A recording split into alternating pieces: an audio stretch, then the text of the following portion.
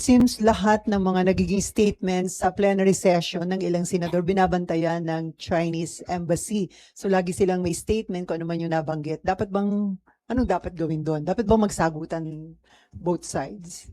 I don't know bakit niya binabantayan ang sinasabi ng mga senador sa plenary. Karapatan naman ng mga senador na express yung kanilang opinion, yung kanilang saloobin on behalf of the Filipino people. And yung mga senador naman, para sa akin, including myself, we're just expressing the voice, the sentiments of the fisher folks na matagal nang naharas, matagal nang nababantaan, naabuso, nabubuli.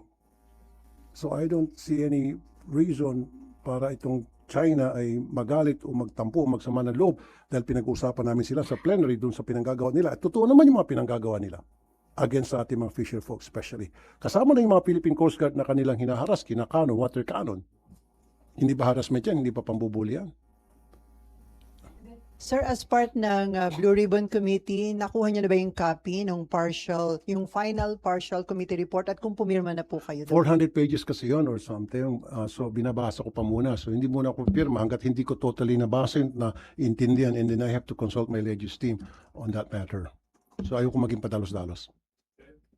Excuse me. Papatawag niyo po ba yung may-ari ng Ariston? Sino yung mga registered owners?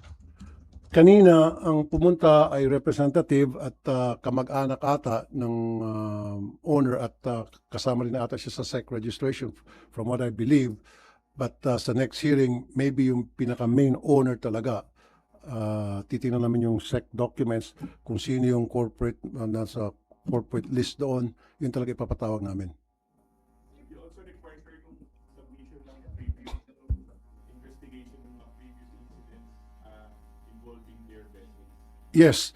As a matter of fact, kaya nga ipapatawag ko rin yung dating investigador doon sa accident na nangyari sa Mary Joy.